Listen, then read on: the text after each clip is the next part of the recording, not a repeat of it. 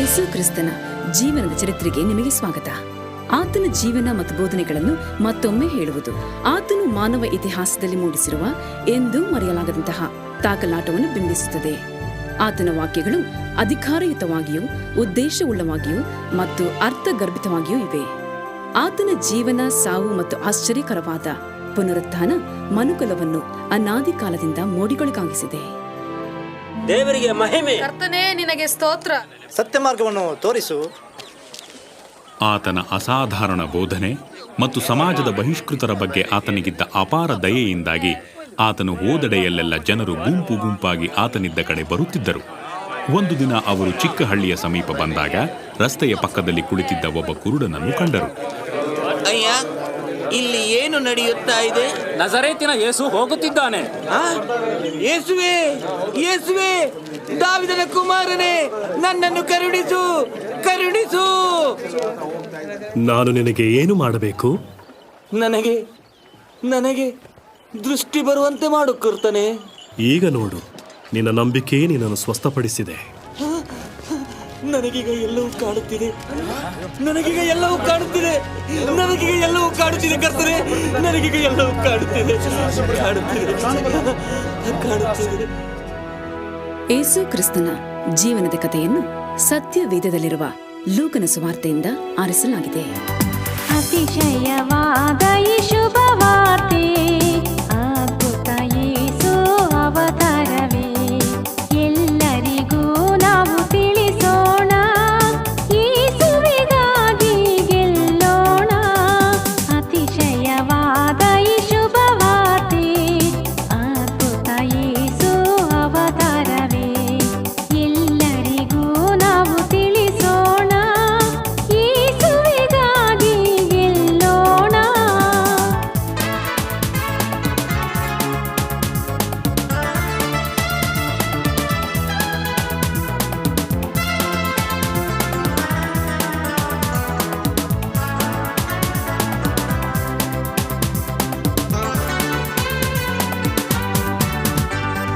ಕತ್ತಲೆಯ ಈ ಹಾದಿಯಲ್ಲಿ ಆಶಾಹೀನರು ಅಲೆಯುವರು, ಕತ್ತಲೆಯ ಈ ಹಾದಿಯಲ್ಲಿ ಆಶಾಹೀನರು ಅಲೆಯುವರು. ಯೇಸುವೆ ಬೆಳಕು ಎಂದು ನಾವು ಲೋಕದ ಜನತೆಗೆ ತೋರಿಸೋಣ, ಯೇಸುವೆ ಬೆಳಕು ಎಂದು ನಾವು ಲೋಕದ ಜನತೆಗೆ ತೋರಿಸೋಣ.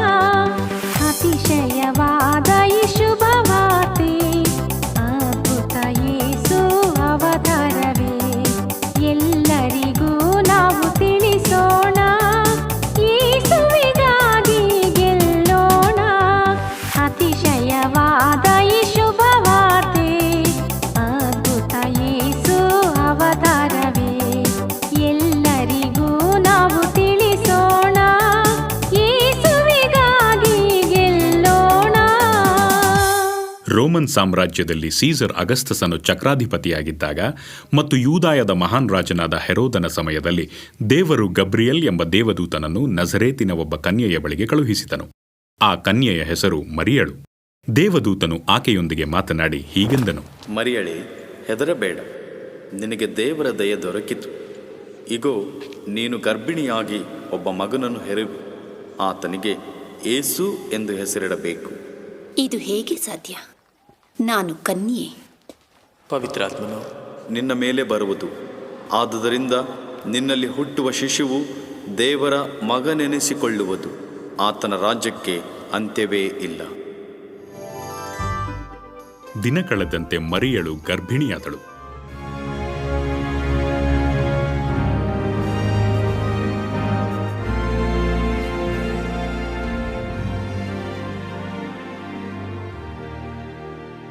ದಿನಗಳು ತಿಂಗಳುಗಳಾದವು ಮತ್ತು ಮರಿಯಳು ಹೆರುವ ಸಮಯವು ಸಮೀಪವಾಗಿತ್ತು. ಮರಿಯಳು ಮತ್ತು ಆಕೆಯ ಗಂಡ ಸಹ ಹೆಸರು ಬರೆಸಿಕೊಳ್ಳುವುದಕ್ಕಾಗಿ ಕತ್ತೆಯ ಮೇಲೆ 1 ವಾರದವರೆಗೆ ಗುಡ್ಡಗಾಡು ಪ್ರದೇಶಗಳ ಮುಖಾಂತರ ಬೆತ್ಲೆಹೆಮ್ಗೆ ಬಂದರು. ಆದರೆ ಅಲ್ಲಿಗೆ ಬಂದ ಮೇಲೆ ಅವರಿಗೆ ತಂಗಲು ಸ್ಥಳವಿರಲಿಲ್ಲ. ಮರಿಯಳಿಗೆ ಹೆರಿಗೆ ನೋವು ತೀವ್ರವಾದ ಕಾರಣ ಅವರು ಅಲ್ಲಿಯೇ ಗೋದಲಿಯಲ್ಲಿ ಸ್ಥಳ ಮಾಡಿಕೊಂಡು ಮಗುವಿನ ಜನನವನ್ನು ಎದುರು ನೋಡತೊಡಗಿದರು. ಶಿಶುವಾಗಿ ಗೋದಲಿಯಲ್ಲಿ ಪ್ರಭು ಯೇಸು ಜನಿಸಿದ ನಿತ್ಯ ಜೀವ ಮಾನವನಿಗೆ ಆತ ಕೊಡಲು ಬಂದ ಶಿಶುವಾಗಿ ಗೋದಲಿಯಲ್ಲಿ ಪ್ರಭು ಯೇಸು ಜನಿಸಿದ ನಿತ್ಯ ಜೀವ ಮಾನವನಿಗೆ ಆತ ಕೊಡಲು ಬಂದ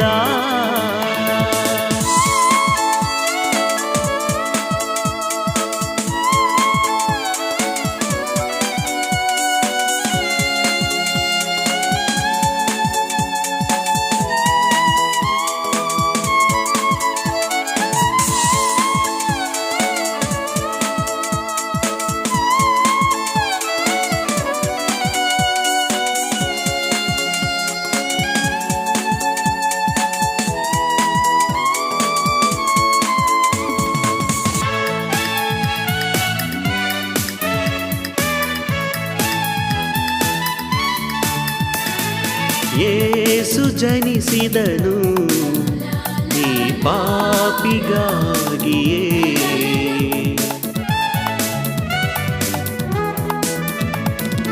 ಯೇಸು ಜನಿಸಿದನು ಪ್ರಿಯನೇ ನಿನಗಾಗಿ ಪರಿಶುದ್ಧ ಯೇಸುವಿನಂತೆ ಈ ಜಗದಿ ಬೇರೆ ಯಾರು ಇಲ್ಲ ಪರಿಶುದ್ಧ ಯೇಸುವಿನಂತೆಯೇ ಈ ಜಗದಿ ಬೇರೆ ಯಾರು ಇಲ್ಲ ಶಿಶುವಾಗಿ ಗೋದಲಿಯಲ್ಲಿ ಪ್ರಭು ಯೇಸು ಜನಿಸಿದ ನಿತ್ಯ ಜೀವ ಮಾನವನಿಗೆ ಆತ ಕೊಡಲು ಬಂದ ಹಳ್ಳಿಯ ಹೊರ ಭಾಗದಲ್ಲಿ ಕುರುಬರು ಸರದಿಯಂತೆ ಕುರಿ ಕಾಯುತ್ತಾ ನಿದ್ರೆ ಮಾಡುತ್ತಿದ್ದರು. ಕೂಡಲೇ ಆಕಾಶವು ಪ್ರಕಾಶದಿಂದ ತುಂಬಿ ಒಬ್ಬ ದೇವದೂತನು ಕಾಣಿಸಿಕೊಂಡನು. ಏನದು? ಅದೇನದು? ಇದೇನು ಬೆಳಕು ಆಕಾಶವನ್ನೇ ಮುಚ್ಚಿಕೊಂಡಿದೆ. ದೇವದೂತ, ಆತ ನಿಜವಾಗಲೂ ದೇವದೂತ. ನಿಮಗೋಸ್ಕರ ದಾವೀದನೂರಿನಲ್ಲಿ ಒಬ್ಬ ರಕ್ಷಕನು ಹುಟ್ಟಿದ್ದಾನೆ. ಆತನು ಕರ್ತನಾಗಿರುವ ಕ್ರಿಸ್ತನೇ. ನಾವೆಲ್ಲರೂ ದಾವೀದನ ಊರಾದ ಬೆತ್ಲೆಹೇಮಿಗೆ ಹೋಗೋಣ. ಅಲ್ಲಿ ಏನು ನಡೆಯುತ್ತಿದೆ ನೋಡೋಣ. ಹೌದು, ಏನು ನಡೀತಿದೆ ನೋಡೋಣ. ಇದರಿಂದ ಕುರುಬರೆಲ್ಲ ತುಂಬಾ ಸಂತೋಷಪಟ್ಟರು. ಏಕೆಂದರೆ ಯೂದಾಯ ಜನಾಂಗದ ನಂಬಿಕೆಯ ಪ್ರಕಾರ ಒಬ್ಬ ಮಸೀಯ ಅಥವಾ ರಕ್ಷಕ ಈ ಜಗತ್ತಿನಲ್ಲಿ ಜನಿಸಿ ಅವರು ದೇವರ ವಿರುದ್ಧ ಮಾಡಿದ ಪಾಪಗಳ ನಿಮಿತ್ತ ತನ್ನ ಪ್ರಾಣ ಕೊಟ್ಟು ನಿತ್ಯ ಜೀವ ಕೊಡುವನೆಂದು ತಿಳಿದಿದ್ದರು. ಆದುದರಿಂದ ಕೂಡಲೇ ಅವರು ಆ ಶಿಶುವನ್ನು ನೋಡಲು ಹೋದರು. ಕುರುಬರು ಬೇಗನೆ ಹೋಗಿ ಯೋಸೇಫ, ಮರಿಯಳು ಮತ್ತು ಕ್ರಿಸ್ತನನ್ನು ಕಂಡರು. ಮಗುವನ್ನು ಬಟ್ಟೆಯಲ್ಲಿ ಸುತ್ತಿ ಆ ಒರಟಾದ ಗೋದಲಿಯಲ್ಲಿ ಇಡಲಾಗಿತ್ತು. ಆ ಕುರುಬರು ಹಿಂತಿರುಗಿ ಬರುವಾಗ ಆ ಮಗುವಿನ ಬಗ್ಗೆ ಕೊನೆ ಮೊದಲಿಲ್ಲದಂತೆ ರಾತ್ರಿಯೆಲ್ಲ ಮಾತನಾಡುತ್ತಿದ್ದರು. ಲೋಕಕ್ಕೆ ರಕ್ಷಕನನ್ನು ಕಳುಹಿಸಿದ್ದಕ್ಕಾಗಿ ದೇವರನ್ನು ಕೊಂಡಾಡಿದರು. ಅವರು ಕಂಡದ್ದೆಲ್ಲ ದೇವದೂತನು ಮುಂಚೆ ತಿಳಿಸಿದಂತೆಯೇ ಇತ್ತು. ರೋಮ ಚಕ್ರಾಧಿಪತ್ಯದ ತಿಬೇರಿಯನ ಆಳ್ವಿಕೆಯ 15ನೇ ವರ್ಷದಲ್ಲಿ ಮರಿಯಳ ಬಂಧುವಾಗಿದ್ದ ಎಲಿಜಬೆತಳ ಮಗನಾದ ಯೋಹಾನನಿಗೆ ದೇವರು ಮಾತನಾಡಿದನು. ಯೋಹಾನನು ದೊಡ್ಡ ದೊಡ್ಡ ಗುಂಪುಗಳನ್ನು ಕುರಿತು ಪಾಪಗಳಿಂದ ದೂರ ಸರಿಯಿರಿ, ನೀರಿನಿಂದ ದೀಕ್ಷಾಸ್ನಾನ ಹೊಂದಿ ದೇವರನ್ನು ಅಂಗೀಕರಿಸಿರಿ ಎಂದು ಹೇಳುತ್ತಿದ್ದನು. ಜನರು ಆತನನ್ನು ದೀಕ್ಷಾಸ್ನಾನ ಕೊಡುವ ಯೋಹಾನ ಎಂದು ಕರೆಯುತ್ತಿದ್ದರು. ನಿಮ್ಮ ನಿಮ್ಮ ಪಾಪಗಳಿಂದ ತಿರುಗಿರಿ, ದೀಕ್ಷಾಸ್ನಾನ ಮಾಡಿಸಿಕೊಳ್ಳಿರಿ, ಆಗ ದೇವರು ನಿಮ್ಮ ಪಾಪಗಳನ್ನು ಕ್ಷಮಿಸುವನು. ನಮಗೆ ಹೇಳು, ನೀನೇ ಕ್ರಿಸ್ತನೋ? ನಾನಂತೂ ನಿಮಗೆ ನೀರಿನ ದೀಕ್ಷಾಸ್ನಾನ ಮಾಡಿಸುವವನು. ಆದರೆ ನನ್ನ ಹಿಂದೆ ಬರುವವನು ನನಗಿಂತಲೂ ಶಕ್ತನಾಗಿದ್ದಾನೆ. ಆತನ ಕೆರಗಳ ಬಾರನ್ನು ಬಿಚ್ಚುವುದಕ್ಕೂ ನಾನು ಯೋಗ್ಯನಲ್ಲ. ಆತನು ಪವಿತ್ರಾತ್ಮದಲ್ಲಿಯೂ ಬೆಂಕಿಯಲ್ಲಿಯೂ ನಿಮಗೆ ದೀಕ್ಷಾಸ್ನಾನ ಮಾಡಿಸುವನು. ಆತನು ಕೈಯಲ್ಲಿ ಮೊರವನ್ನು ಹಿಡಿದಿದ್ದಾನೆ. ತನ್ನ ಕಣದಲ್ಲಿಯ ರಾಶಿಯನ್ನು ತೂರಿ ಹಸನು ಮಾಡಿ ಗೋಧಿಯನ್ನು ಕಣಜದಲ್ಲಿ ತುಂಬಿಕೊಳ್ಳುವನು. ಮತ್ತು ಆ ಸಮಯದಲ್ಲಿ 30 ವರ್ಷದವನಾಗಿದ್ದ ಯೇಸುವು ನದಿಯ ತೀರಕ್ಕೆ ಬಂದನು. ಯೋಹಾನನು ಅವನಿಗೆ ದೀಕ್ಷಾಸ್ನಾನ ಕೊಡಲು ಒಪ್ಪಿದನು. ಯೇಸುವು ನೀರಿನಿಂದ ಹೊರಬರುತ್ತಿದ್ದಂತೆ ಪವಿತ್ರಾತ್ಮನು ದೇಹಾಕಾರವಾಗಿ ಪಾರಿವಾಳದ ಹಾಗೆ ಆತನ ಮೇಲೆ ಇಳಿದನು. ಆಗ ಆಕಾಶವಾಣಿಯಾಯಿತು, ಈತನು ಪ್ರಿಯನಾಗಿರುವ ನನ್ನ ಮಗನು, ಈತನನ್ನು ನಾನು ಮೆಚ್ಚಿದ್ದೇನೆ.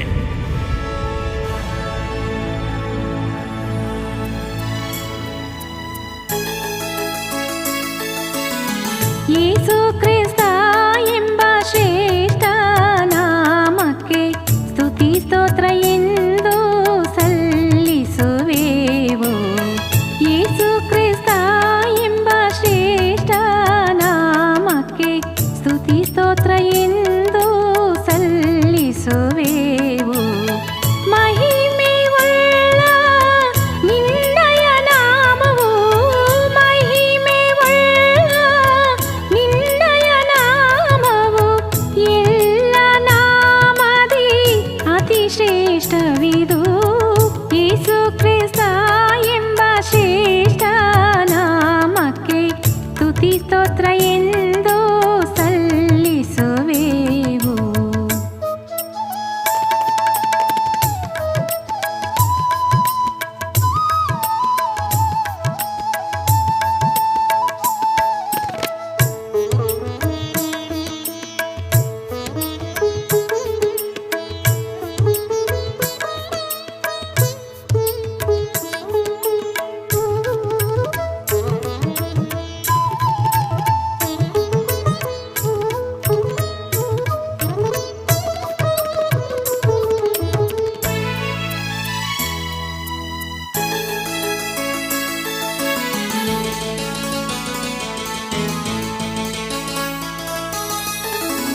ರಾಜಾದಿ ರಾಜ ನೀನೇ, ದೇವಾದಿ ದೇವ ನೀನೇ, ತಗ್ಗಿಸಿಕೊಂಡೆ ನಿನ್ನನು ನೀನೇ.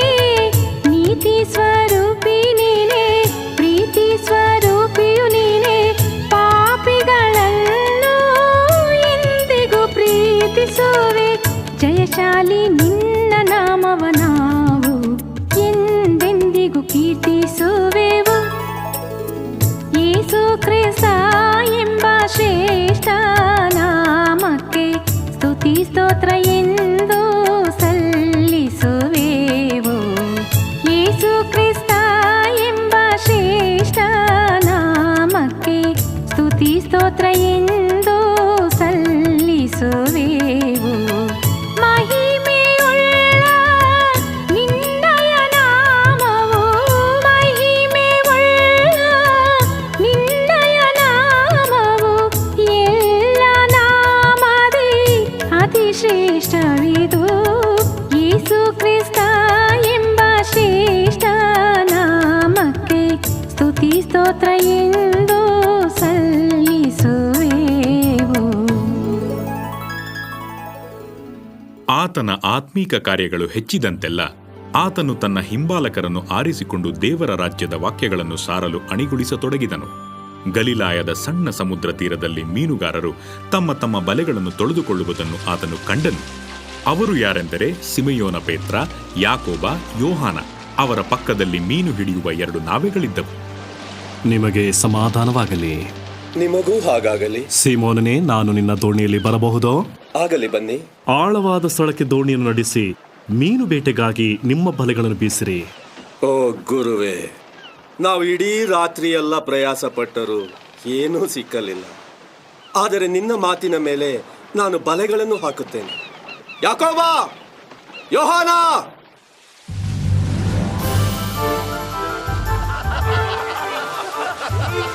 ಯೇಸು ನಾವೆಯಲ್ಲಿ ಇದ್ದುದರಿಂದ ಅವರು ಆತನ ಸೂಚನೆಗಳನ್ನು ಪಾಲಿಸಿದರು. ಅವರ ಬಲೆಗಳಲ್ಲಿ ಮೀನುಗಳು ರಾಶಿ ರಾಶಿಯಾಗಿ ಬಿದ್ದು ಬಲೆಗಳು ಹರಿದು ಹೋಗುವಂತಾಗಿದ್ದವು. ಯಾಕೋಬ, ಯೋಹಾನ, ನಿಮ್ಮ ದೋಣಿಯನ್ನು ಇಲ್ಲಿಗೆ ತಂದು ನಮಗೆ ಸಹಾಯ ಮಾಡಿ. ಬೇಗನೆ ಬನ್ನಿ, ಬೇಗನೆ ಬನ್ನಿ. ತುಂಬಿಕೋ, ತುಂಬಿಕೋ, ಮತ್ತೆ ಹೇಳಿ, ಹಾಕಿಕೋ. ಅಷ್ಟು ಸಾಕು. ಈ ಅದ್ಭುತವನ್ನು ನೋಡಿದ ಸಿಮೆಯೋನ ಪೇತ್ರನು ಅಪಾರ ಆದರ ಮತ್ತು ಗೌರವದಿಂದ ತುಂಬಿದವನಾಗಿ ಯೇಸುವಿನ ಮುಂದೆ ಅಡ್ಡಬಿದ್ದನು. ನನ್ನನ್ನು ಬಿಟ್ಟು ಹೋಗು ಕರ್ತನೆ, ನಾನು ಪಾಪಾತ್ಮನು. ಅಂಜಬೇಡ, ಈಗಿನಿಂದ ನೀನು ಮನುಷ್ಯರನ್ನು ಹಿಡಿಯುವನಾಗುವೆ.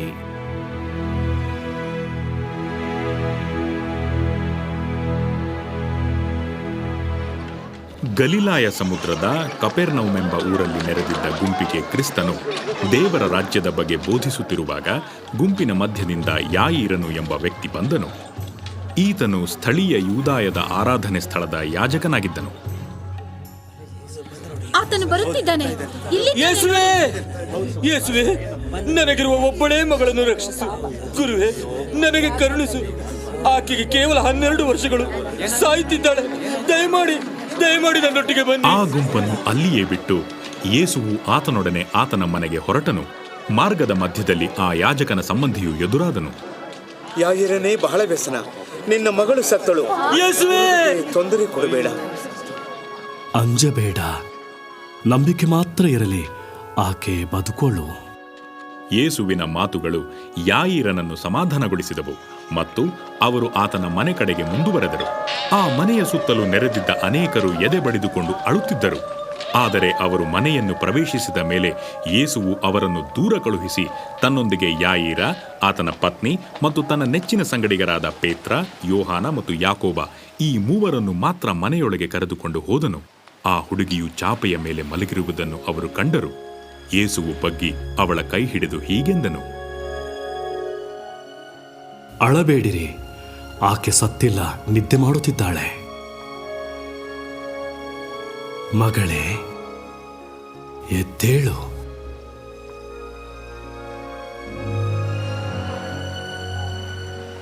ಆ ಹುಡುಗಿ ಕಣ್ಣು ತೆರೆದು ಸಂಪೂರ್ಣ ಆರೋಗ್ಯದಿಂದ ಎದ್ದು ಕುಳಿತಳು.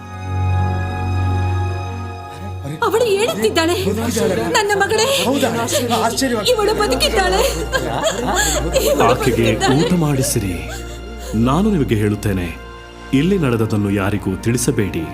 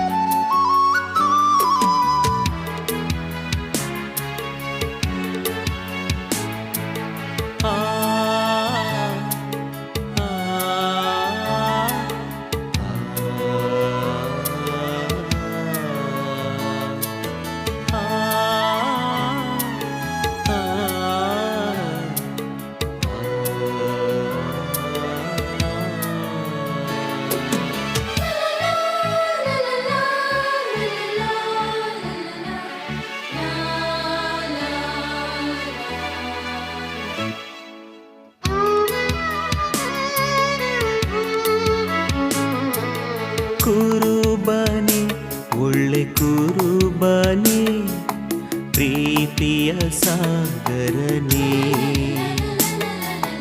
ಕುರುಬಾನೆ, ಒಳ್ಳೆ ಕುರುಬಾನೆ, ಪ್ರೀತಿಯ ಸಾಗರನೇ. ಯೇಸು ನೀ ನನ್ನ ಪ್ರಿಯಕಾರ, ನಿನ್ನನ್ನು ಎಂದೆಂದು ನಾ ಹಿಂಬಾಲಿಸುವೆ. ಕುರುಬಾನೆ, ಒಳ್ಳೆ ಕುರುಬಾನೆ, ಪ್ರೀತಿಯ ಸಾಗರನೇ. ಕುರುಬಾನೆ, ಒಳ್ಳೆ ಕುರುಬಾನೆ, ಪ್ರೀತಿಯ ಸಾಗರನೇ.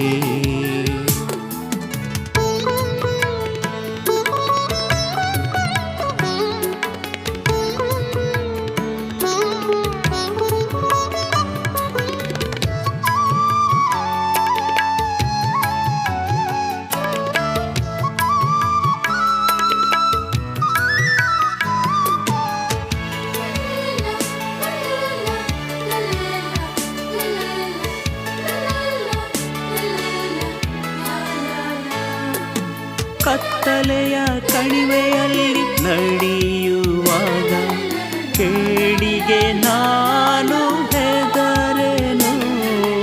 ನಿನ್ನ ದೊಣ್ಣೆ ಹಾಗೂ ಕೋಲುಗಳಿಂದ ನನಗೆ ಧೈರ್ಯ ದೊರಕುವುದು. ನನ್ನ ವೈರಿಯ ಮುಂದೆ ಔತಾಣ ಏರ್ಪಡಿಸಿ ಆನಂದದ ಮನೆಗೆ ನನ್ನನ್ನು ಸ್ವಾಗತಿಸುವೆ. ಕುರುಬಾನೆ, ಒಳ್ಳೆ ಕುರುಬಾನೆ, ಪ್ರೀತಿಯ ಸಾಗರನೇ. ಕುರುಬಾನೆ, ಒಳ್ಳೆ ಕುರುಬಾನೆ, ಪ್ರೀತಿಯ ಸಾಗರನೇ. ಯೇಸು ನೀ ನನ್ನ ಪ್ರಿಯಕಾರ, ನಿನ್ನನ್ನು ಎಂದೆಂದು ನಾ ಹಿಂಬಾಲಿಸುವೆ. ಕುರುಬಾನೆ, ಒಳ್ಳೆ ಕುರುಬಾನೆ, ಪ್ರೀತಿಯ ಸಾಗರನೇ. ಕುರುಬಾನೆ, ಒಳ್ಳೆ ಕುರುಬಾನೆ, ಪ್ರೀತಿಯ ಸಾಗರನೇ. ಸಾಗರನೇ.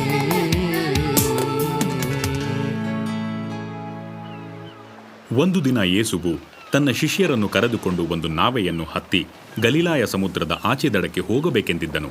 ಈ ಗಲಿಲಾಯ ಸಮುದ್ರವು ಚಿಕ್ಕದಾದರೂ ಕೆಲವು ಬಾರಿ ಅಪಾಯಕಾರಿಯಾಗಿತ್ತು.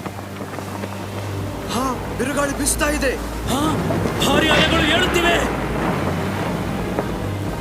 ಬಿರುಗಾಳಿಯು ಜೋರಾಗಿ ಅವರು ಅಪಾಯಕ್ಕೆ ಗುರಿಯಾಗಿ ಇನ್ನೇನು ಮುಳುಗುವವರಿದ್ದರು. ಇಷ್ಟಾದರೂ ಯೇಸುವು ಗಾಢವಾದ ನಿದ್ರೆಯಲ್ಲಿದ್ದನು.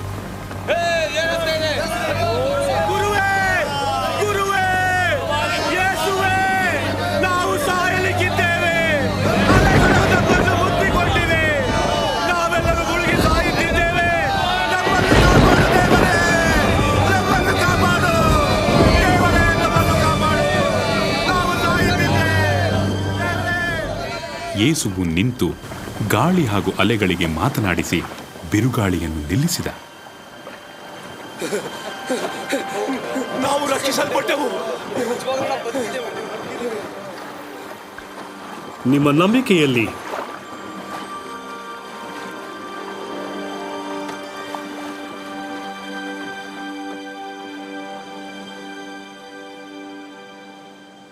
ಸಮುದ್ರವು ಶಾಂತವಾಗುತ್ತಿದ್ದಂತೆ ಅವರು ಗೆರಸೇನೆ ಸೀಮೆ ಎಂಬ ಸ್ಥಳಕ್ಕೆ ಹೋದರು. ಅವರು ನಾವೆಯಲ್ಲಿ ದಡಕ್ಕೆ ಬರುತ್ತಿದ್ದಂತೆಯೇ ಅವರಿಗೆ ಇಕ್ಕಟ್ಟಾದ ಸಮುದ್ರ ತೀರವು ಕಾಣಿಸಿತು. ಹಂದಿಗಳ ಗುಂಪು ದೂರದಲ್ಲಿದ್ದುದನ್ನು ನೋಡಬಹುದಾಗಿತ್ತು. ಯೇಸುವು ಭೂಮಿಗೆ ಕಾಲಿಡುತ್ತಿದ್ದಂತೆ ನಗ್ನನಾದ ಒಬ್ಬ ಮನುಷ್ಯನು ಸೈತಾನನಿಂದ ಆವರಿಸಲ್ಪಟ್ಟವನಾಗಿ ಯೇಸುವಿನ ಮುಂದೆ ಬಂದು ಬಿದ್ದನು. ಯೇಸುವೆ, ಪರಾತ್ಪರನಾದ ದೇವರ ಮಗನೇ, ನನ್ನ ಗೊಡವೆ ನಿನಗೇಕೆ?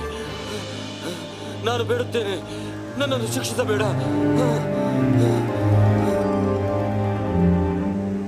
ನಿನ್ನ ಹೆಸರೇನು? ನನ್ನ ಹೆಸರು ದಂಡು. ನಾವು ಬೇಡುತ್ತೇವೆ, ನಮ್ಮನ್ನು ಪಾತಾಳಕ್ಕೆ ಕಳಿಸಬೇಡ. ಬೇಡ. ಹಂದಿಗಳೊಂದಿಗೆ ನಾವು ಹೋಗಲು ಅಪ್ಪಣೆ ಕೊಡು, ಅಪ್ಪಣೆ ಕೊಡು.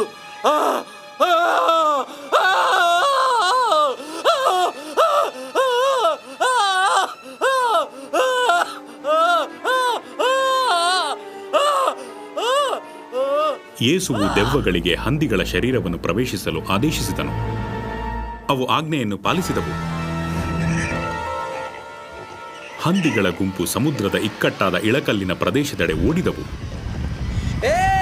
ಹಿಂದೆ ಬಾ, ನಿಲ್ಲು, ನಿಲ್ಲು, ಹಿಂದೆ ಬಾ. ಅಲ್ಲಿಗೆ ಧಾವಿಸಿದ ಹಂದಿಗಳು ತಮ್ಮನ್ನು ಕಾಯುವವರನ್ನು ಬಿಟ್ಟು ಸಮುದ್ರದಲ್ಲಿ ಬಿದ್ದು ಮುಳುಗಿ ಸತ್ತು ಹೋದವು. ಇಲ್ಲಿಂದ ಹೋಗಿಬಿಡು, ಹೇ ಮಂತ್ರವಾದಿ, ಬೇಗ ಹೋಗಿಬಿಡು, ಈ ಸ್ಥಳವನ್ನು ಬಿಟ್ಟು ಹೋಗು. ಆಗ ಪ್ರಾಣಿಯಂತಿದ್ದ ಆ ಮನುಷ್ಯನು ಬಟ್ಟೆಯನ್ನು ಸುತ್ತಿಕೊಂಡು ಯೇಸುವಿನ ಪಾದದ ಬಳಿಯಲ್ಲಿ ಕುಳಿತನು. ಸೈತಾನಗಳಿಂದ ಬಿಡುಗಡೆಯಾದ ಆತನ ಮುಖವು ಶಾಂತಿಯಿಂದ ಪ್ರಜ್ವಲಿಸುತ್ತಿತ್ತು.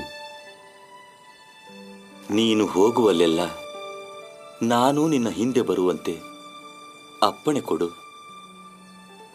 ಮನೆಗೆ ಹಿಂತಿರುಗು, ಹೋಗಿ ದೇವರು ಮಾಡಿದ ಉಪಕಾರಗಳನ್ನು ತಿಳಿಸು. ಯೇಸುವು ಹೇಳಿದಂತೆಯೇ ಆ ಮನುಷ್ಯನು ಮಾಡಿದನು. ಅವನು ಗೆರಸೇನರ ಸೀಮೆಯಲ್ಲಿ ಹೋದಲ್ಲೆಲ್ಲ ತಾನು ಯಾವ ರೀತಿಯಾಗಿ ದೆವ್ವಗಳಿಂದ ಬಿಡುಗಡೆ ಹೊಂದಿದೆ ಮತ್ತು ಯೇಸುವು ಹೇಗೆ ತನ್ನ ಜೀವನವನ್ನು ಬದಲಾಯಿಸಿದನು ಎಂದು ಬಾರಿ ಬಾರಿ ಹೇಳುತ್ತಿದ್ದನು.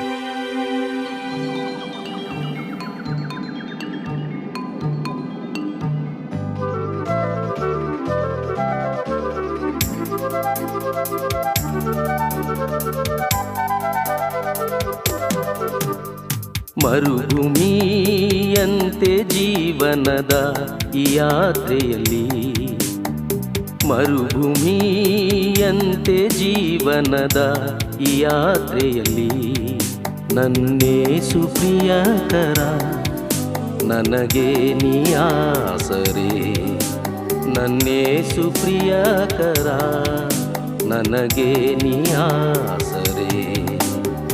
ಮರುಭೂಮಿಯಂತೆ ಜೀವನದ ಈ ಯಾತ್ರೆಯಲ್ಲಿ, ಮರುಭೂಮಿಯಂತ ಜೀವನದ ಈ ಯಾತ್ರೆಯಲ್ಲಿ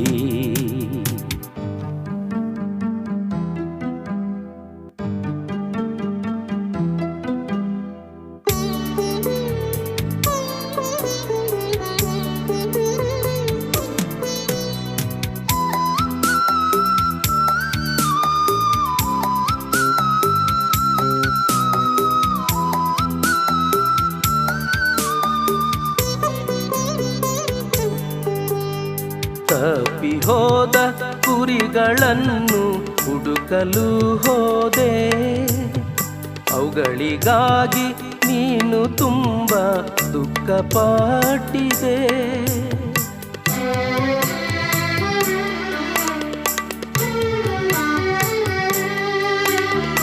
ತಪ್ಪಿ ಹೋದ ಕುರಿಗಳನ್ನು ಹುಡುಕಲು ಹೋದೆ, ಅವುಗಳಿಗಾಗಿ ನೀನು ತುಂಬ ದುಃಖಪಟ್ಟಿದೆ.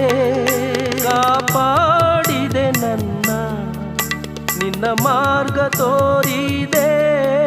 ಕಾಪಾಡಿದೆ ನನ್ನ, ನಿನ್ನ ಮಾರ್ಗ ತೋರಿದೆ. ಕೊನೆವರೆಗೂ ನಾ ನಿನ್ನನ್ನು ಆರಾಧಿಸುವೆನು. ಕೊನೆವರೆಗೂ ನಾ ನಿನ್ನನ್ನು ಆರಾಧಿಸುವೆನು.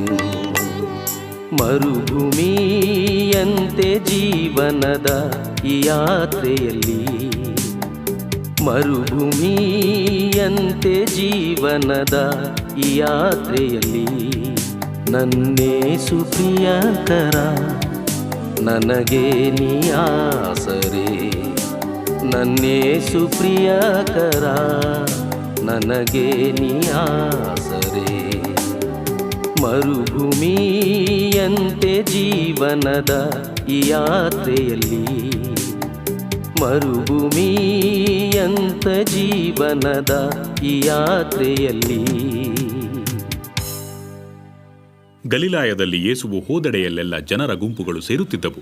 ದಯಾಸಾಗರನಾದ ಯೇಸುವನ್ನು ನೋಡಲು, ಉಪದೇಶವನ್ನು ಕೇಳಲು ಜನರು ತವಕಪಡುತ್ತಿದ್ದರು.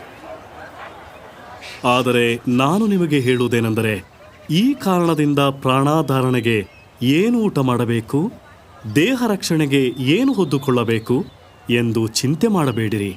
ಊಟಕ್ಕಿಂತ ಪ್ರಾಣವು, ಉಡುಪಿಗಿಂತ ದೇಹವು ಮೇಲಾದದಷ್ಟೇ. ಕಾಗೆಗಳನ್ನು ನೋಡಿರಿ, ಅವು ಬಿತ್ತುವುದೂ ಇಲ್ಲ, ಕೊಯ್ಯುವುದೂ ಇಲ್ಲ, ಅವುಗಳಿಗೆ ಉಗ್ರಾಣವೂ ಇಲ್ಲ, ಕಣಜವೂ ಇಲ್ಲ. ಆದಾಗ್ಯೂ ದೇವರು ಅವುಗಳನ್ನು ಸಾಕುತ್ತಾನೆ. ಹಕ್ಕಿಗಳಿಗಿಂತ ನೀವು ಎಷ್ಟೋ ಹೆಚ್ಚಿನವರಲ್ಲವೇ? ಆದರೆ ನಮ್ಮನ್ನು ನಾವೇ ನೋಡಿಕೊಳ್ಳಬೇಕು. ಯಾಕೆ ಚಿಂತೆ ಮಾಡುವಿರಿ? ನಿಮ್ಮ ಜೀವಿತಕ್ಕೆ ಆಯುಷ್ಕಾಲವನ್ನು ಹೆಚ್ಚಿಸುವಿರಾ? ಇಷ್ಟು ಅಲ್ಪವಾದ ಕಾರ್ಯ ಮಾಡಲಾಗದಿರುವಾಗ ಮಿಕ್ಕ ವಿಷಯದಲ್ಲಿ ಚಿಂತೆ ಮಾಡುವುದೇಕೆ? ಇನ್ನು ಹೇಳಿ. ಕಾಡು ಪುಷ್ಪಗಳನ್ನು ನೋಡಿರಿ, ಅದು ಹೇಗೆ ಬೆಳೆಯುತ್ತದೆ? ಅವು ದುಡಿಯುವುದಿಲ್ಲ, ನೂಲುವುದೂ ಇಲ್ಲ. ಅರಸನಾದ ಸೊಲೊಮೋನನು ಸಕಲ ವೈಭವದಿಂದಿರುವಾಗಲೂ ಈ ಹೂವಿಗಿರುವ ಅಲಂಕಾರವೂ ಇರಲಿಲ್ಲ. ಆದರೆ ಅಲ್ಪ ವಿಶ್ವಾಸಿಗಳೇ, ಈ ಹೊತ್ತು ಇದ್ದು ನಾಳೆ ಒಲೆಯ ಪಾಲಾಗುವ ಅಡವಿಯ ಹುಲ್ಲಿಗೆ ದೇವರು ಹೀಗೆ ಉಡಿಸಿ ತೊಡಿಸಿದರೆ ಅದಕ್ಕಿಂತ ಎಷ್ಟೋ ಹೆಚ್ಚಾಗಿ ನಿಮಗೆ ಉಡಿಸಿ ತೊಡಿಸುವನಲ್ಲವೇ? ಯೇಸುವು ದೇವರ ರಾಜ್ಯದ ಬಗ್ಗೆ ಹೊತ್ತು ಮುಳುಗುವವರೆಗೆ ಹೇಳುತ್ತಿದ್ದನು. ಆದರೂ ಅನೇಕ ಸಾವಿರ ಜನರು ಗಲಿಲಾಯದ ಬೆಟ್ಟದಲ್ಲಿಯೇ ಉಳಿದರು. ಗುರುವೇ, ಈ ಜನರನ್ನು ಇಲ್ಲಿಂದ ಕಳಿಸು. ಇವರು ಸುತ್ತಲಿರುವ ಹಳ್ಳಿಗಳಿಗೆ ಹೋಗಿ ತಮಗೆ ಆಹಾರವನ್ನು ಮತ್ತೆ ಇರಲಿಕ್ಕೆ ಸ್ಥಳವನ್ನು ಹುಡುಕಿಕೊಳ್ಳಲಿ. ಇದೊಂದು ಅಡವಿಯ ಸ್ಥಳವಾಗಿದೆ. ನೀವೇ ಇವರಿಗೆ ಊಟಕ್ಕೆ ಕೊಡಿರಿ. ಆದರೆ ನಮ್ಮಲ್ಲಿರುವುದು 5 ರೊಟ್ಟಿ 2 ಮೀನು. ಯೇಸುವು ತನ್ನ ಶಿಷ್ಯರಿಗೆ ಜನರನ್ನು 50-50ರಂತೆ ಕೂರಿಸಲು ಹೇಳಿದನು. ನಂತರ ತನ್ನ 2 ಕೈಗಳನ್ನು ಮೇಲಕ್ಕೆತ್ತಿ ಪ್ರಾರ್ಥಿಸಿದನು. ಸ್ತುತಿಗೆ ಪಾತ್ರನಾದ ಓ ಕರ್ತನಾದ ದೇವರೇ, ವಿಶ್ವದ ಒಡೆಯನೇ, ಭೂಮಿಯಿಂದ ಆಹಾರವನ್ನು ಒದಗಿಸುವವನೇ, ನಿನಗೆ ಸ್ತೋತ್ರವಾಗಲಿ. ಯೇಸುವು ರೊಟ್ಟಿ ಮತ್ತು ಮೀನುಗಳನ್ನು ಮುರಿದು ತನ್ನ ಶಿಷ್ಯರ ಬುಟ್ಟಿಗಳಲ್ಲಿ ತುಂಬಿದನು. ಆತನ ಶಿಷ್ಯರು ಅದನ್ನೆಲ್ಲ ಜನರಿಗೆ ಬಡಿಸಿದರು.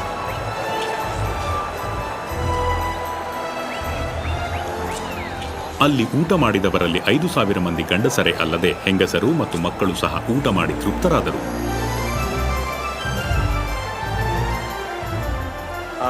ಅದ್ಭುತ! ಆಶ್ಚರ್ಯ! ಶಿಷ್ಯರು ಜನರು ತಿಂದುಳಿದ ಆಹಾರವನ್ನು ಶೇಖರಿಸಲಾಗಿ ಅದು 12 ಬುಟ್ಟಿಗಳಿಗೂ ಮಿಕ್ಕಿ ಉಳಿದಿತ್ತು.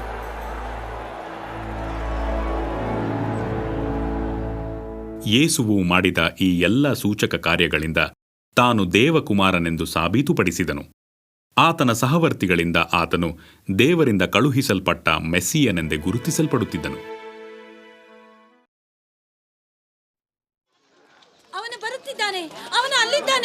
ಬೋಧಕನೇ, ಬೋಧಕನೇ, ನನ್ನ ಮಗನ ಮೇಲೆ ದೃಷ್ಟಿ ಇಡು. ದಯವಿಟ್ಟು ಅವನಿಗೆ ಸಹಾಯ ಮಾಡು. ನನಗೆ ಇವನೊಬ್ಬನೇ ಮಗನು. ಅದನ್ನು ಬಿಡಿಸಲು ನಿನ್ನ ಶಿಷ್ಯರಿಗೆ ಬೇಡಿಕೊಂಡರು, ಆದರೆ ಅವರಿಂದಾಗಲಿಲ್ಲ. ಎಲ್ಲ ನಂಬಿಕೆಯಿಲ್ಲದಂಥ ಮೂರ್ಖ ಸಂತಾನವೇ, ನಾನು ಇನ್ನೆಷ್ಟು ದಿನ ನಿಮ್ಮ ಸಂಗಡ ಇದ್ದು ನಿಮ್ಮನ್ನು ಸಹಿಸಿಕೊಳ್ಳಲಿ? ನಿನ್ನ ಮಗನನ್ನು ಇಲ್ಲಿಗೆ ತಾ. ಆಗ ಗಟ್ಟಿಯಾಗಿ ಆ ಹುಡುಗನ ಮೈಯನ್ನು ಹಿಡಿದುಕೊಂಡಿದ್ದ ದುರಾತ್ಮವು ಅವನನ್ನು ನೆಲದ ಮೇಲೆ ಜೋರಾಗಿ ಬೀಳಿಸಿತು. ಯೇಸುವು ಹುಡುಗನನ್ನು ಬಿಟ್ಟು ಹೋಗೆಂದು ಅಪ್ಪಣೆ ಕೊಟ್ಟ ಕೂಡಲೇ ಹುಡುಗನು ಗುಣ ಹೊಂದಿದನು. ಅವನ ಮುಖವು ಸಹ ವಾಸಿಯಾಯಿತು. ಎಂತಹ ಅದ್ಭುತ!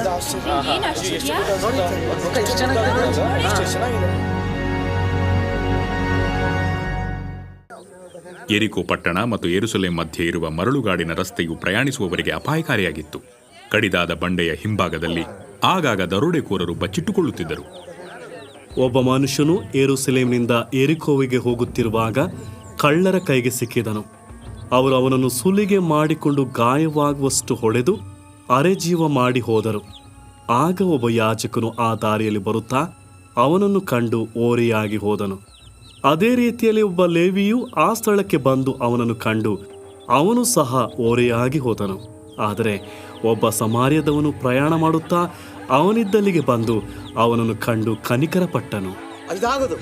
ಅಸಾಧ್ಯ. ಅವನು ಸಮಾರ್ಯದವನು. ನೀನು ಹಾಸ್ಯ ಮಾಡುತ್ತಿರಬಹುದು. ಅನ್ಯನು ಯೆಹೂದ್ಯನಿಗೆ ಏಕೆ ಸಹಾಯ ಮಾಡುತ್ತಾನೆ? ಸಮಾರ್ಯದವನು ಕಳ್ಳರ ಕೈಗೆ ಸಿಕ್ಕಿದ ಮನುಷ್ಯನ ಗಾಯಗಳಿಗೆ ಎಣ್ಣೆಯನ್ನು ದ್ರಾಕ್ಷಾರಸವನ್ನು ಹೊಯ್ದು ಕಟ್ಟಿ ತನ್ನ ವಾಹನದ ಮೇಲೆ ಹತ್ತಿಸಿಕೊಂಡು ಛತ್ರದವನಿಗೆ ಒಪ್ಪಿಸಿದನು. ಮರುದಿನ ಅವನು 2 ಬೆಳ್ಳಿಯ ನಾಣ್ಯಗಳನ್ನು ಕೊಟ್ಟು, ಇವನನ್ನು ಆರೈಕೆ ಮಾಡು, ಇದಕ್ಕಿಂತ ಹೆಚ್ಚಾಗಿ ಏನಾದರೂ ವೆಚ್ಚ ಮಾಡಿದರೆ ನಾನು ಹಿಂತಿರುಗಿ ಬಂದಾಗ ನಿನಗೆ ಕೊಡುವೆನು ಅಂದನು. ಈ ಮೂವರಲ್ಲಿ ಯಾವನು ಕಳ್ಳರ ಕೈಗೆ ಸಿಕ್ಕಿದವನಿಗೆ ಒಳ್ಳೆಯವನೆಂದು ನಿನಗೆ ತೋರುತ್ತದೆ? ಆತನಿಗೆ ದಯ ತೋರಿಸಿದವನೇ. ಯೇಸು ಅವರನ್ನು ನೋಡಿ ಮುಗುಳ್ನಕ್ಕು ಹೀಗೆ ಹೇಳಿದನು, ಹೋಗಿರಿ, ಆತನಂತೆಯೇ ಮಾಡಿರಿ.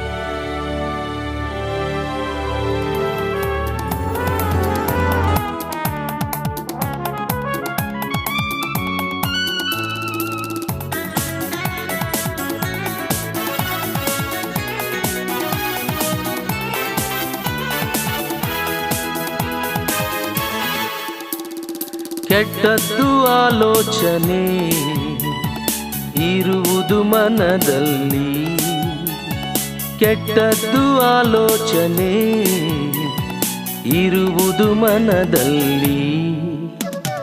ಯಾಕೆ ಈ ಪಾಪ, ಯಾಕೆ ಈ ಪಾಪ ಹಿಂಬಾಲಿಸುವುದು ನನ್ನ?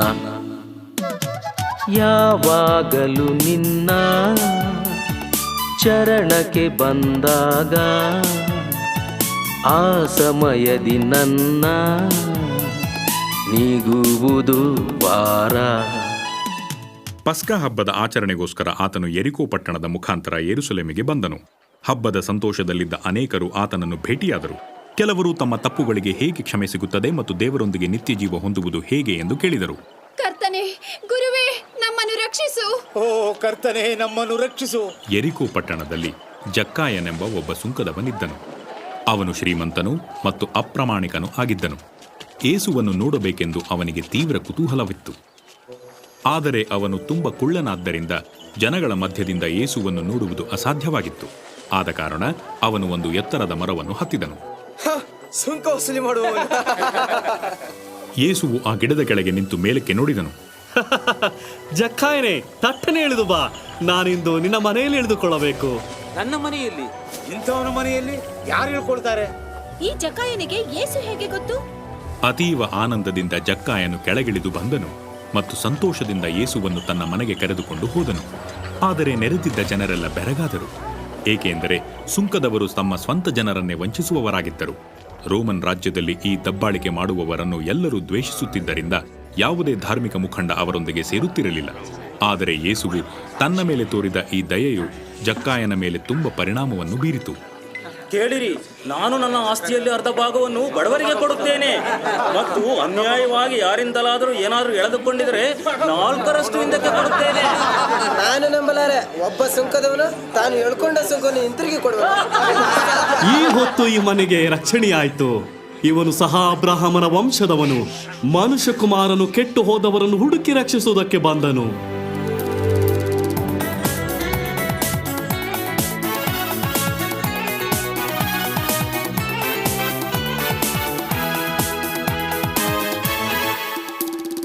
ನೀನೇ ಶಿಲುಬೆಯಲ್ಲಿ ನಿನ್ ರಕ್ತವ ಸುರಿಸಿದೆ. ನೀನೇ ಶಿಲುಬೆಯಲ್ಲಿ ನಿನ್ ರಕ್ತವ ಸುರಿಸಿದೆ. ನನ್ನ ಏಸು ನಿನಗೆ, ನನ್ನ ಏಸು ನಿನಗೆ ಅಸಾಧ್ಯ ಯಾವುದಿಲ್ಲ. ಯಾವಾಗಲೂ ನಿನ್ನ ಚರಣಕ್ಕೆ ಬಂದಾಗ ಆ ಸಮಯದಿ ನನ್ನ ನೀಗುವುದು ಭಾರ.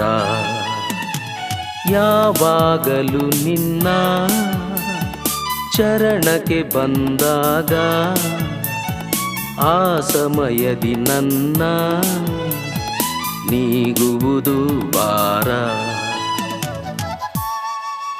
ಯೆರೂಸಲೇಮಿನಲ್ಲಿ ಭವಿಷ್ಯದಲ್ಲಿ ನಡೆಯಲಿರುವ ವಿಷಯಗಳ ಬಗ್ಗೆ ಆತನು ತಿಳಿದುಕೊಂಡವನಾಗಿದ್ದು ಅದನ್ನು ತನ್ನ ಶಿಷ್ಯರಿಗೆ ಪ್ರತ್ಯೇಕವಾಗಿ ತಿಳಿಸಿದನು. ಕೇಳಿರಿ, ನಾವು ಯೆರೂಸಲೇಮಿಗೆ ಹೋಗುತ್ತಿದ್ದೇವೆ. ಪ್ರವಾದಿಗಳು ದೇವಕುಮಾರನ ವಿಷಯವಾಗಿ ಬರೆದದ್ದೆಲ್ಲ ಅಲ್ಲಿ ನೆರವೇರುತ್ತದೆ. ಆತನನ್ನು ಅನ್ಯರ ಕೈಗೆ ಒಪ್ಪಿಸುವರು, ಹಾಸ್ಯ ಮಾಡುವರು ಮತ್ತು ನಾಚಿಕೆಗೆ ಈಡು ಮಾಡಿ ಉಗುಳುವರು. ಆತನನ್ನು ಹೊಡೆದು ಕೊಲ್ಲುವರು, ಆದರೆ 3ನೇ ದಿನದಲ್ಲಿ ಆತನು ಏಳುವನು. ಯೆರೂಸಲೇಮ ಹತ್ತಿರವಾಗುತ್ತಿದ್ದಂತೆ ಆತನು ಒಂದು ಚಿಕ್ಕ ಕತ್ತೆಮರಿಯನ್ನು ಹತ್ತಿ ಯೆರೂಸಲೇಮ್ ಪ್ರವೇಶಿಸಿದನು. ಹೀಗೆ 500 ವರ್ಷಗಳ ಹಿಂದೆ ಪ್ರವಾದಿಗಳು ಹೇಳಿದಂತೆ ಕತ್ತೆಮರಿಯ ಮೇಲೆ ಜಯಶಾಲಿಯಾದ ರಾಜನು ಪಟ್ಟಣವನ್ನು ಪ್ರವೇಶಿಸುವನು ಎಂಬ ಮಾತು ನೆರವೇರಿತು. ಆತನ ಆಗಮನದಿಂದ ಸಂಭ್ರಮಗೊಂಡ ಜನರು ಆತನನ್ನು ಸುತ್ತುವರೆದು ನಮ್ಮ ರಾಜನು ಎಂದು ಕೂಗುತ್ತಿದ್ದರು.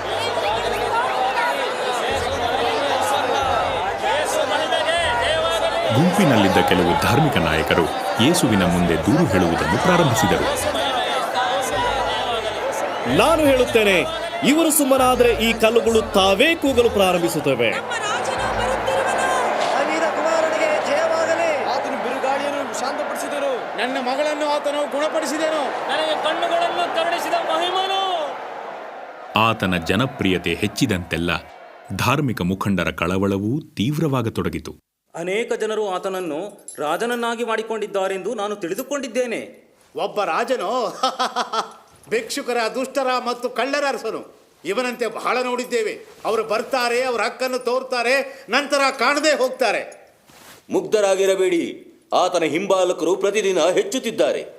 ಜನರು ಆತನನ್ನು ಹೊಗಳುತ್ತಿದ್ದಾರೆ. ನಾನು ನಿಮಗೆ ಎಚ್ಚರಿಕೆ ಕೊಡುತ್ತೇನೆ.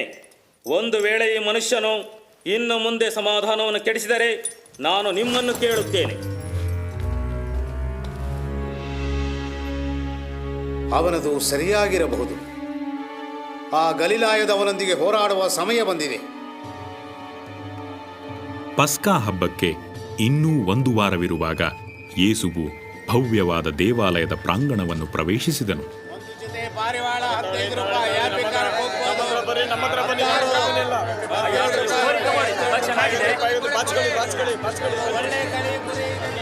ದೇವಾಲಯ ಪ್ರಾರ್ಥನೆ ಮತ್ತು ಆರಾಧನೆಗಾಗಿ ಮಾತ್ರ ಮೀಸಲಾಗಿದ್ದರೂ ಧಾರ್ಮಿಕ ನಾಯಕರು ಈ ಪವಿತ್ರಾಲಯವನ್ನು ಮಾರುಕಟ್ಟೆಯ ಸ್ಥಳವನ್ನಾಗಿ ಉಪಯೋಗಿಸಲು ಅನುಮತಿ ನೀಡಿದ್ದರು. ಇಲ್ಲಿ ವ್ಯಾಪಾರಸ್ಥರು ದುಡ್ಡಿಗಾಗಿ ಪ್ರಾಣಿಗಳನ್ನು ಮಾರುತ್ತಿದ್ದರು. ಇದನ್ನು ಕಂಡು ಸಿಟ್ಟಿಗೆದ್ದ ಯೇಸುವು ಆ ಹಣದ ಮೇಜುಗಳನ್ನೆಲ್ಲ ನೂಕಿ ವ್ಯಾಪಾರಿಗಳನ್ನು ಅಲ್ಲಿಂದ ಓಡಿಸಿದನು. ನನ್ನ ಆಲಯವು ಪ್ರಾರ್ಥನಾಲಯವಾಗಿದೆ ಎಂದು ಬರೆಯಲ್ಪಟ್ಟಿದೆ, ಆದರೆ ನೀವು ಅದನ್ನು ಕಳ್ಳರ ಗವಿಯನ್ನಾಗಿ ಮಾಡಿದ್ದೀರಿ.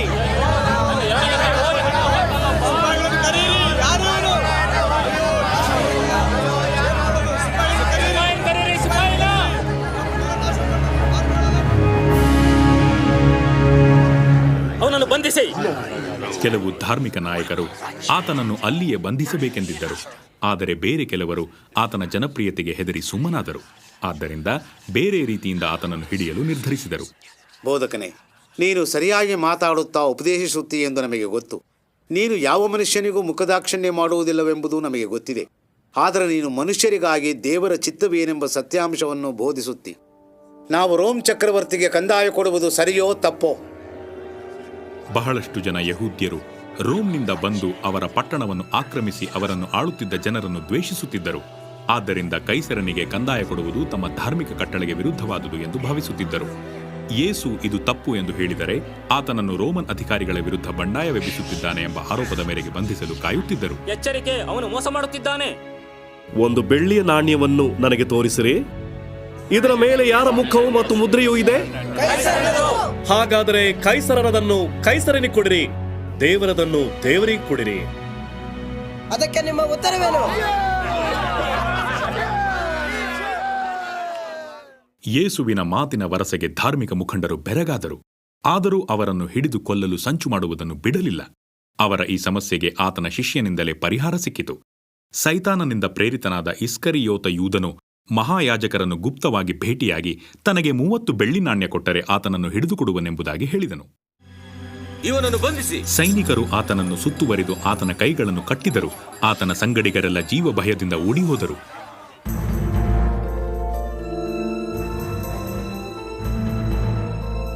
ಕತ್ತಲು ಕವಿದ ಮರಳುಗಾಡಿನ ಯೆರೂಸಲೇಮಿನ ರಸ್ತೆಗಳ ಮೂಲಕ ಸೈನಿಕರು ಆತನನ್ನು ಮಹಾಯಾಜಕನಾದ ಕೇಫನ ಅರಮನೆಗೆ ಎಳೆದುಕೊಂಡು ಬಂದರು. ಎಚ್ಚರಿಕೆಯಿಂದ ಕಾಯಿರಿ. ಈ ಮಧ್ಯೆ ಧಾರ್ಮಿಕ ನಾಯಕರು ಒಂದು ತುರ್ತು ಸಭೆಯನ್ನು ನಡೆಸಿದರು. ಕಾವಲುಗಾರರಿಂದ ಅಪಹಾಸ್ಯಕ್ಕೊಳಗಾಗುತ್ತಿದ್ದ ಯೇಸುವನ್ನು ತರಲು ಒಬ್ಬ ಅಧಿಕಾರಿಯನ್ನು ಕಳುಹಿಸಲಾಯಿತು.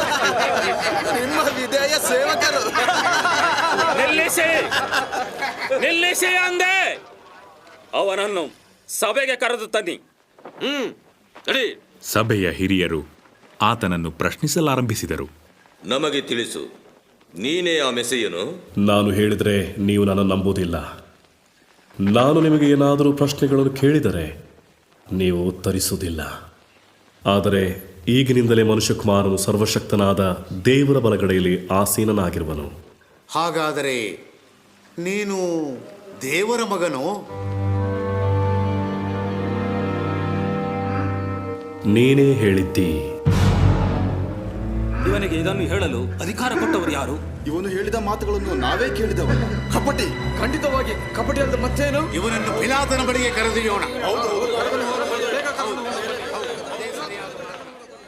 ಮರುದಿನ ಬೆಳಿಗ್ಗೆ ದೇವಾಲಯದ ಕಾವಲುಗಾರರ ಒಂದು ಗುಂಪು ಯೇಸುವನ್ನು ಯೆರೂಸಲೇಮಿನ ಇಕ್ಕಟ್ಟಾದ ರಸ್ತೆಗಳ ಮೂಲಕ ಯೂದಾಯವನ್ನು ಆಳುತ್ತಿದ್ದ ರೋಮನ್ ರಾಜನಾದ ಪಿಲಾತನ ಹತ್ತಿರ ಎಳೆದುಕೊಂಡು ಹೋದರು. ಈ ಪಿಲಾತನು ಸಾವಿರಾರು ಜನರ ಸಾವಿಗೆ ಕಾರಣನಾದವನು ಮತ್ತು ಯಹೂದ್ಯರನ್ನು ಯಾವಾಗಲೂ ನಿರ್ಲಕ್ಷಿಸುತ್ತಿದ್ದನು. ಹೌದು, ಇಷ್ಟು ಬೆಳಗಿನ ಜಾವದಲ್ಲಿ ಇಲ್ಲಿ ನಿಮಗೇನು ಕೆಲಸ? ನಮ್ಮ ಜನರ ಮನಸ್ಸನ್ನು ಕೆಡಿಸುತ್ತಿದ್ದ ಈ ಮನುಷ್ಯನನ್ನು ಹಿಡಿದಿದ್ದೇವೆ. ಇವನು ದೇವಾಲಯದ ಪೇಟೆಯಲ್ಲಿ ಬಹಳ ಗದ್ದಲ ಮಾಡಿದ್ದಾನೆ. ಯಾವ ಶಿಕ್ಷೆ ಕೊಡಬೇಕು? ಸ್ಥಳೀಯ ವಾದ ವಿವಾದಗಳಲ್ಲಿ ರೋಮನರಿಗೆ ಆಸಕ್ತಿ ಇರಲಿಲ್ಲ. ಆದರೆ ಪ್ರಜಾತಂತ್ರಕ್ಕೆ ಧಕ್ಕೆಯಾಗುವಂತಹ ಸಂದರ್ಭ ಬಂದಲ್ಲಿ ಅವರು ಎಚ್ಚರವಾಗುತ್ತಿದ್ದರು. ಸಾಧ್ಯವಿಲ್ಲ. ನಾವು ಇವನಲ್ಲಿ ದಂಡಿಸುವಂತ ಅಪರಾಧವನ್ನು ಯಾವುದು ಕಂಡಿಲ್ಲ. ನಾವು ಇವನಲ್ಲಿ ಕಪಟವನ್ನು ಕಂಡಿದ್ದೇವೆ. ಇವನು ಚಕ್ರವರ್ತಿಗೆ ಕಂದಾಯವನ್ನು ಕೊಡಬಾರದೆಂದು ಜನರಿಗೆ ಹೇಳುತ್ತಿದ್ದಾನೆ. ತಾನೇ ಮೆಸ್ಸೆಯನು ಮತ್ತು ಅರಸನು ಎಂದು ಹೇಳಿಕೊಳ್ಳುತ್ತಿದ್ದಾನೆ. ಈ ದೋಷಾರೋಪಣೆಗಳು ಪಿಲಾತನ ಗಮನ ಸೆಳೆದವು. ಅವು ಒಳಸಂಚುಗಳಾಗಿದ್ದಲ್ಲಿ ಅವು ಅವನ ಸ್ಥಾನಕ್ಕೆ ಕುತ್ತು ತರುವಂತಹವು. ಓ ಅರಸನು? ನೀನು ಯಹೂದ್ಯರ ಅರಸನು? ನೀನೇ ಹೇಳಿದ್ದಿ. ಇವನು ಗಲಿಲಾಯದಲ್ಲಿ ಪ್ರಾರಂಭಿಸಿ ಈಗ ಇಲ್ಲಿಗೆ ಬಂದಿದ್ದಾನೆ. ಗಲಿಲಾಯದಲ್ಲಿ? ಈ ಮನುಷ್ಯನು ಗಲಿಲಾಯದವನು? ಹಾಗಾದರೆ ಹೆರೋದನೇ ಇವನನ್ನು ವಿಚಾರಣೆ ಮಾಡಲಿ. ಹೆರೋದನು ಇನ್ನು ಯೆರೂಸಲೇಮಿನಲ್ಲೇ ಇದ್ದಾನಲ್ಲ, ಇವನನ್ನು ಹೆರೋದನ ಬಳಿಗೆ ಎಳೆದುಕೊಂಡು ಹೋಗಿ. ಅಪ್ಪಣೆ. ಯೇಸುವು, ಧಾರ್ಮಿಕ ನಾಯಕರು ಮತ್ತು ಕಾವಲುಗಾರರು ಪಿಲಾತನ ಅರಮನೆಗೆ ಬರುವಷ್ಟರಲ್ಲಿ ಸೈನಿಕರ, ಜನರ ಮತ್ತು ಇನ್ನೂ ಅನೇಕರ ದೊಡ್ಡ ಗುಂಪು ನ್ಯಾಯಸ್ಥಾನದ ಪೀಠದ ಎದುರು ಜಮಾಯಿಸಿತ್ತು. ಇಷ್ಟಾದರೂ ಪಿಲಾತನಿಗೆ ಯೇಸುವನ್ನು ಶಿಕ್ಷಿಸುವ ಮನಸ್ಸಿರಲಿಲ್ಲ. ಮರಣದಂಡನೆಗೆ ಗುರಿಪಡಿಸುವಂತ ಅನ್ಯಾಯ ಇವನೇನು ಮಾಡಲಿಲ್ಲ. ಇವನನ್ನು ಚೆನ್ನಾಗಿ ಹೊಡೆಸಿ ಬಿಟ್ಟು ಬಿಡುತ್ತೇನೆ. ಈ ಹಬ್ಬದ ದಿನಗಳಲ್ಲಿ ನಮಗಾಗಿ ಒಬ್ಬನನ್ನು ಬಿಟ್ಟು ಬಿಡಬೇಕಾಗಿದೆಯಲ್ಲ. ಪಸ್ಕ ಹಬ್ಬದಂದು ಮರಣದಂಡನೆಗೊಳಗಾದ ಯಾರಾದರೊಬ್ಬರನ್ನು ಬಿಡುಗಡೆ ಮಾಡುವ ಪರಿಪಾಠವು ರೋಮನರಲ್ಲಿತ್ತು. ನಮಗೆ ಬರಬ್ಬನನ್ನು ಬಿಟ್ಟು ಬಿಡು. ಹೌದೌದು, ಬರಬ್ಬನನ್ನು ಬಿಟ್ಟು ಬಿಡು. ಈ ಮನುಷ್ಯನನ್ನು ತೊಲಗಿಸಿಬಿಡು.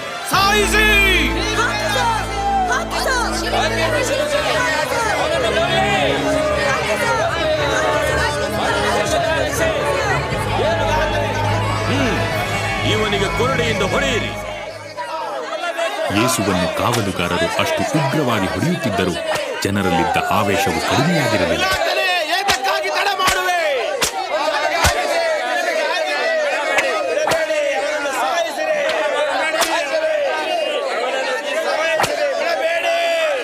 ಆ ಗುಂಪಿನಲ್ಲಿ ಕೆಲವು ಜನ ಯೇಸುವಿನ ಅನುಯಾಯಿಗಳಿದ್ದರು. ಜನರ ಗೊಂದಲದಲ್ಲಿ ಅವರು ಏನೂ ಮಾಡದವರಾಗಿದ್ದರು.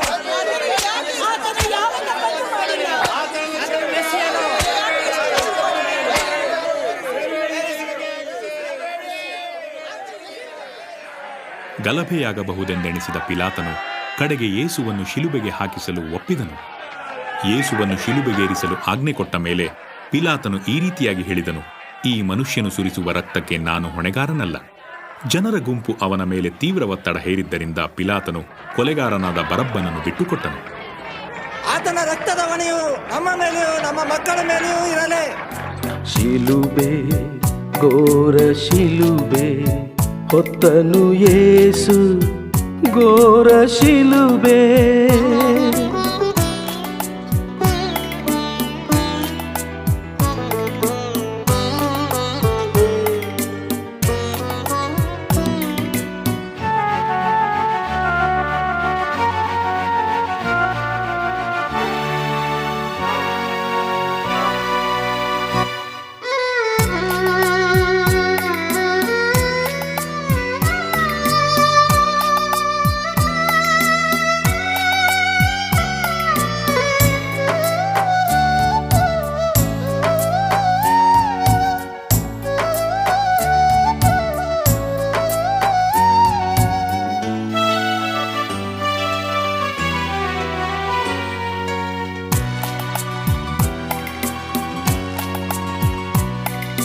ಪಾಪ ಬಲಿಯು ನೀನಾದೆ ದೇವಾ, ಪಾಪಿಗಳನ್ನು ಪ್ರೀತಿಸುವೆ ನೀ. ಪಾಪ ಬಲಿಯು ನೀನಾದೆ ದೇವಾ, ಪಾಪಿಗಳನ್ನು ಪ್ರೀತಿಸುವೆ ನೀ. ನಿತ್ಯ ಜೀವ ನನಗೆ ನೀ ವಾಗ್ದಾನ ಮಾಡಿದೆ. ತ್ಯಾಗವ ನಿನ್ನ ತ್ಯಾಗವ ಎಂದಿಗೂ ಮರೆಯೇನು ನಾ. ತ್ಯಾಗವ ನಿನ್ನ ತ್ಯಾಗವ ಎಂದಿಗೂ ಮರೆಯೇನು ನಾ. ಶಿಲುಬೆ ಘೋರ ಶಿಲುಬೆ ಹೊತ್ತನು ಯೇಸು ಘೋರ ಶಿಲುಬೆ. ಶಿಲುಬೆ ಘೋರ ಶಿಲುಬೆ ಹೊತ್ತನು ಯೇಸು ಘೋರ ಶಿಲುಬೆ. ಶಿಲುಬೆ ರಕ್ಷಣೆಯ ಗುರುತೇ, ಸೈತಾನನ ತಲೆಯನೆ ಶಿಲುಬೆಯ ಮೇಲೆ ಯೇಸು ಜಜ್ಜಿದನು. ಶಿಲುಬೆ ಘೋರ ಶಿಲುಬೆ ಹೊತ್ತನು ಯೇಸು ಘೋರ ಶಿಲುಬೆ.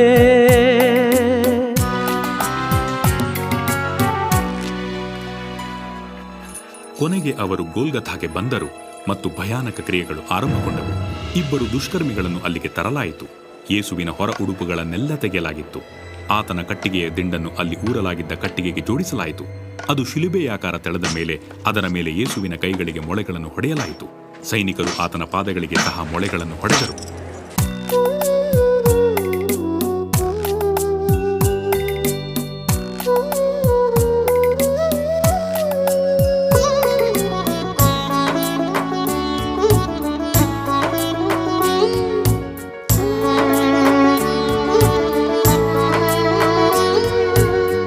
ಮೊಳೆಗಳ ಜಡಿದರು ಕೈಕಾಲುಗಳಿಗೆ ಕ್ರೂರ ಶಿಲುಬೆಲಿ ಯೇಸುನಿ ತೂಗಿದೆ. ಮೊಳೆಗಳ ಜಡಿದರು ಕೈಕಾಲುಗಳಿಗೆ ಕ್ರೂರ ಶಿಲುಬೆಲಿ ಯೇಸುನಿ ತೂಗಿದೆ.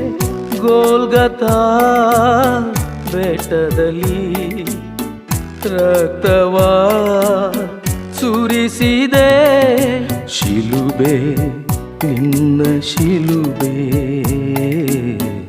ನಿನ್ನ ಪ್ರೇಮದ ಚಿಹ್ನವೇ ಶಿಲುಬೆ ನಿನ್ನ ಶಿಲುಬೆ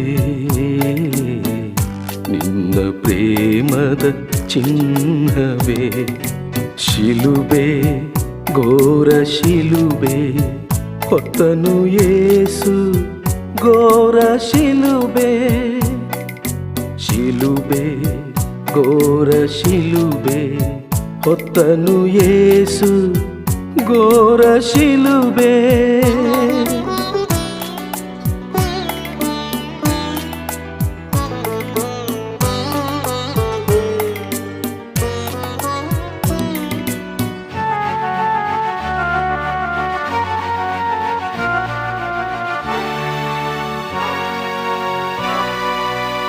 ನಿಮ್ ಕೆಲಸ ಮಾಡ್ತಾ ಇರಿ, ಮೇಲೆತ್ರಿ.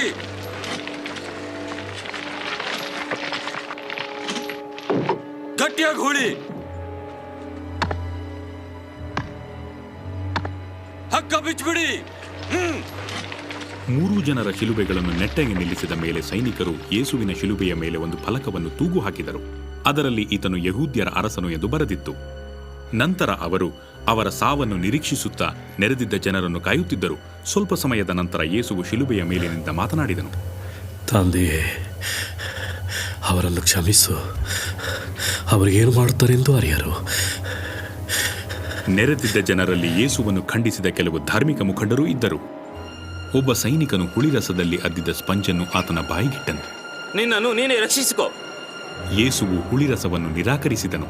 ಆತನ ಪಕ್ಕದಲ್ಲಿದ್ದ ದುಷ್ಕರ್ಮಿಗಳು ಮಾತನಾಡತೊಡಗಿದರು. ನೀನು ಮೆಸೇನೆ ಆಗಿದ್ದರೆ ನಿನ್ನನ್ನು ನೀನೇ ರಕ್ಷಿಸಿಕೋ, ಹಾಗೆ ನಮ್ಮನ್ನು ಕೂಡ ರಕ್ಷಿಸು. ನೀನು ದೇವರಿಗೆ ಹೆದರುವುದಿಲ್ಲವೋ? ಈತನು ಅಲ್ಲದ್ದೇನು ಮಾಡಲಿಲ್ಲ. ಯೇಸುವೆ, ನಿನ್ನ ರಾಜ್ಯವನ್ನು ಪಡೆದವನಾಗಿ ಬರುವಾಗ ನನ್ನನ್ನು ನೆನೆಸಿಕೋ. ನಾನು ವಾಗ್ದಾನ ಮಾಡುತ್ತೇನೆ, ಇವತ್ತೇ ನೀನು ಪರದೈಸಿನಲ್ಲಿ ನನ್ನೊಂದಿಗಿರುವೆ. ಸಮಯ ಕಳೆದಂತೆ ಆ ಪ್ರಾಂತ್ಯದಲ್ಲಿ ನಡು ಹಗಲಿದ್ದರೂ ಕತ್ತಲು ಕವಿಯಿತು. ಸ್ವಲ್ಪ ದೂರದಲ್ಲಿ ಅತಿ ಪವಿತ್ರ ಸ್ಥಳ, ಅಂದರೆ ಇಲ್ಲಿ ವರ್ಷಕ್ಕೆ 1 ಸಾರಿ ಮಹಾಯಾಜಕನು ಪಾಪಿಗಳಿಗಾಗಿ ದೇವರಲ್ಲಿ ಕ್ಷಮೆ ಕೇಳುವನು. ಇಲ್ಲಿ ಮಹಾಯಾಜಕ ಮತ್ತು ದೇವರ ಮಧ್ಯೆ ಒಂದು ದೊಡ್ಡ ತೆರೆಯಿತ್ತು. ಕೂಡಲೇ ಆ ತೆರೆಯು ಮೇಲಿನಿಂದ ಕೆಳಗಿನವರೆಗೆ ಹರಿಯಿತು.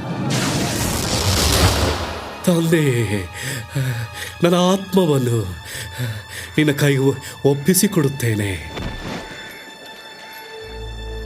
ಕಠಿಣ ಸ್ವಭಾವದ ರೋಮನ್ ಸೇನಾಧಿಪತಿಯು ಅನೇಕರು ಸಾಯುವುದನ್ನು ನೋಡಿದ್ದನು. ಆದರೆ ಈ ರೀತಿಯಾಗಿ ಯಾರೂ ಸತ್ತಿರಲಿಲ್ಲ. ದೇವರಿಗೆ ಮಹಿಮೆಯಾಗಲಿ. ನಿಜವಾಗಲೂ ಈತನು ನೀತಿವಂತನಾಗಿದ್ದನು.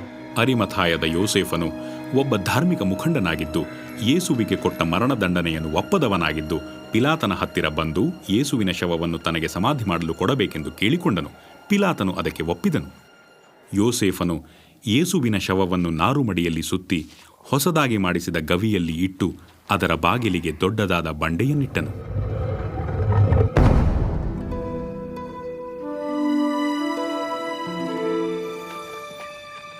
ರವಿವಾರದ ಬೆಳಿಗ್ಗೆ ಹೊತ್ತು ಮೂಡುತ್ತಿದ್ದಂತೆ ಆ ಸ್ತ್ರೀಯರು ಯೇಸುವನ್ನಿಟ್ಟಿದ್ದ ಗವಿಯ ಕಡೆ ಧಾವಿಸಿದರು.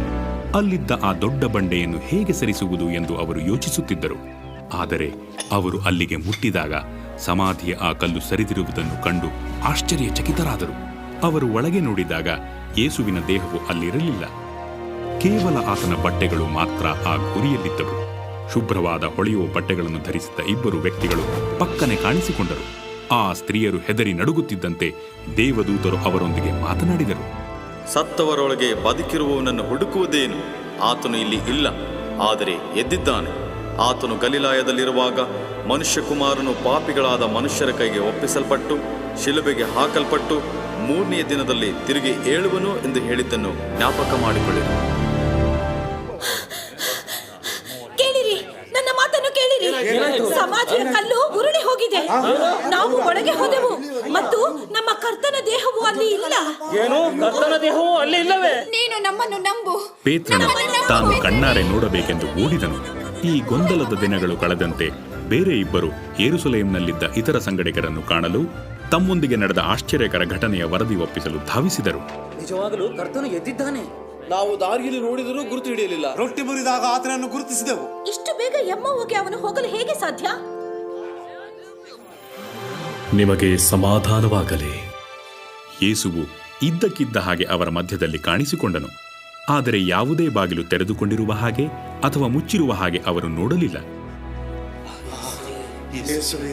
ಯಾಕೆ ಕಳವಳಪಡ್ತೀರಿ?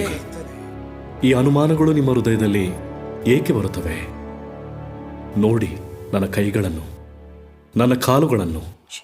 ಆತನೇ ನಾನು ಎಂದು ತಿಳಿದುಕೊಳ್ಳಿರಿ. ನನ್ನನ್ನು ಮುಟ್ಟಿ ನೋಡಿರಿ, ನಿಮಗೆ ಗೊತ್ತಾಗುವುದು. ಯೇಸುವು ಅವರ ಸಮೀಪಕ್ಕೆ ಹೋದಾಗ ಅವರು ಆತನ ಕೈಗಳ ಮತ್ತು ಕಾಲುಗಳ ಗಾಯಗಳನ್ನು ಕಣ್ಣಾರೆ ನೋಡಿದರು.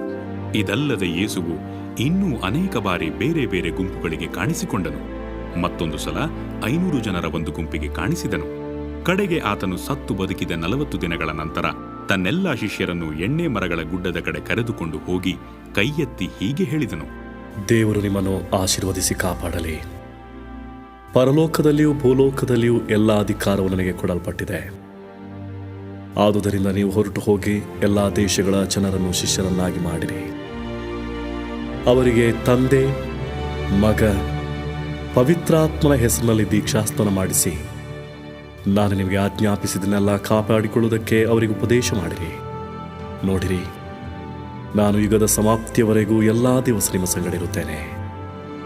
ಆಮೆನ್. ಆತನು ಹೇಳುವುದು ಮುಗಿಸಿದ ಮೇಲೆ ಮೋಡಗಳ ಮಧ್ಯೆ ಕಣ್ಮರೆಯಾಗಿ ಸ್ವರ್ಗಾರೋಹಣವಾದನು.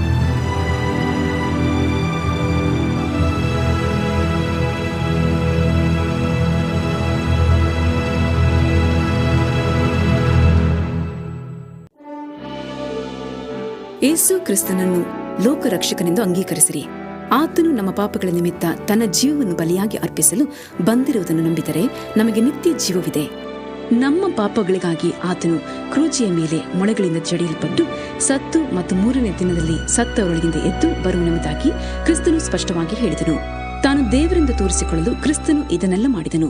ಕ್ರಿಸ್ತನು ತಾನೇ ಹೇಳಿದನು: ನಾನೇ ಪುನರುತ್ಥಾನವೂ ಜೀವವೂ ಆಗಿದ್ದೇನೆ. ನನ್ನನ್ನು ನಂಬುವವನು ಸತ್ತರೂ ಬದುಕುವನು. ನಿನ್ನ ಪಾಪಗಳನ್ನು ಕ್ರಿಸ್ತನು ಕ್ಷಮಿಸಲು ಇಚ್ಛಿಸುತ್ತಾನೆ ಮತ್ತು ನಿನ್ನ ಜೀವಿತವನ್ನು ತನ್ನ ಪ್ರೀತಿ ಮತ್ತು ಶಾಂತಿಯಿಂದ ತುಂಬುತ್ತಾನೆ. ನೀನು ಈಗ ಜೀವಿಸುತ್ತಿರುವುದಕ್ಕಿಂತ ಉತ್ತಮವಾದ ಜೀವನವನ್ನು ನಿನಗೆ ಕೊಡುತ್ತಾನೆ. ಈ ಜೀವಿತವು ಸಂಪೂರ್ಣವಾಗಿದ್ದು ಉದ್ದೇಶ ಮತ್ತು ಅರ್ಥಪೂರ್ಣವಾಗಿರುತ್ತದೆ. ಇಗೋ, ಬಾಗಿಲಲ್ಲಿ ನಿಂತುಕೊಂಡು ತಟ್ಟುತ್ತಾ ಇದ್ದೇನೆ. ಯಾವನಾದರೂ ನನ್ನ ಶಬ್ದವನ್ನು ಕೇಳಿ ಬಾಗಿಲನ್ನು ತೆರೆದರೆ ನಾನು ಒಳಗೆ ಬರುತ್ತೇನೆ. ಆದರೂ ಆತನ ಪ್ರೀತಿ ಮತ್ತು ಕ್ಷಮಾಪಣೆಯನ್ನು ಅನುಭವಿಸಲು ಹಾಗೂ ನಿತ್ಯ ಜೀವವನ್ನು ಹೊಂದಲು ನೀವು ಆತನನ್ನು ನಿಮ್ಮ ರಕ್ಷಕರನ್ನಾಗಿ ಅಂಗೀಕರಿಸಿರಿ. ಆತನು ನಿಮ್ಮ ಪಾಪಗಳ ಸಲುವಾಗಿ ತನ್ನನ್ನೇ ಯಜ್ಞವನ್ನಾಗಿ ಸಮರ್ಪಿಸಿದನು ಎಂದು ನಂಬಬೇಕು. ಆತನ ವಾಕ್ಯವನ್ನು ಕೇಳಿರಿ. ಎಲ್ಲೈ ಕಷ್ಟಪಡುವವರೇ, ಹೊರೆ ಹೊತ್ತವರೇ, ನೀವೆಲ್ಲರೂ ನನ್ನ ಬಳಿಗೆ ಬನ್ನಿರಿ, ನಾನು ನಿಮಗೆ ವಿಶ್ರಾಂತಿ ಕೊಡುವೆನು. ನಾನೇ ಮಾರ್ಗವೂ ಸತ್ಯವೂ ಜೀವವೂ ಆಗಿದ್ದೇನೆ. ನನ್ನ ಮೂಲಕವಾಗಿ ಹೊರತು ಯಾರೂ ತಂದೆ ಬಳಿಗೆ ಬರುವುದಿಲ್ಲ. ನೀವು ನಿಮ್ಮ ಪಾಪಗಳು ಕ್ಷಮಿಸಲ್ಪಡಬೇಕೆಂದಿದ್ದರೆ ನಂಬಿಕೆಯಿಂದ ಪ್ರಾರ್ಥನೆ ಮಾಡಿರಿ. ಕ್ರಿಸ್ತನು ನಿಮ್ಮ ಜೀವಿತದಲ್ಲಿ ಪ್ರವೇಶಿಸುತ್ತಾನೆ. ನೀವು ನಿಮ್ಮ ಜೀವಿತದಲ್ಲಿ ಕ್ರಿಸ್ತನನ್ನು ಆಹ್ವಾನಿಸುವುದಾದರೆ ನೀವು ಮತ್ತೊಮ್ಮೆ ಗಟ್ಟಿಯಾಗಿ ಅಥವಾ ನಿಧಾನವಾಗಿ ನಾನು ಹೇಳುವಂತೆ ಹೇಳಿರಿ: ಕರ್ತನಾದ ಯೇಸುವೆ, ನನಗೆ ನಿನ್ನ ಅಗತ್ಯವಿದೆ. ನನ್ನ ಪಾಪಗಳಿಗಾಗಿ ಶಿಲುಬೆಯ ಮೇಲೆ ಪ್ರಾಣ ಕೊಟ್ಟ ನಿನಗೆ ಧನ್ಯವಾದಗಳು. ನಾನು ನನ್ನ ಹೃದಯದ ಬಾಗಿಲನ್ನು ತೆರೆದು ನಿನ್ನನ್ನು ನನ್ನ ರಕ್ಷಕನನ್ನಾಗಿಯೂ ಮತ್ತು ಪ್ರಭುವನ್ನಾಗಿಯೂ ಸ್ವೀಕರಿಸುತ್ತೇನೆ. ನನ್ನ ಜೀವನವನ್ನು ನಿನ್ನ ಅಧೀನಕ್ಕೆ ತೆಗೆದುಕೋ ಮತ್ತು ನಿನ್ನ ಚಿತ್ತದ ಮೇರೆಗೆ ನನ್ನನ್ನು ರೂಪಿಸು. ಆಮೆನ್.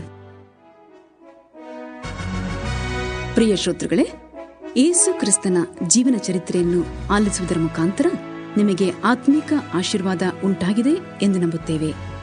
ನೀವು ಯೇಸು ಕ್ರಿಸ್ತನ ಬಗ್ಗೆ ಇನ್ನೂ ಹೆಚ್ಚು ತಿಳಿಯಬೇಕೆಂದಿದ್ದಲ್ಲಿ ದಯವಿಟ್ಟು ಈ ವಿಳಾಸಕ್ಕೆ ಬರೆಯಿರಿ: India campus crusade for Christ, ಅಂಚೆ ಪೆಟ್ಟಿಗೆ 8422, ಸೆಂಟ್ ಥಾಮಸ್ ಟೌನ್, ಬೆಂಗಳೂರು 84.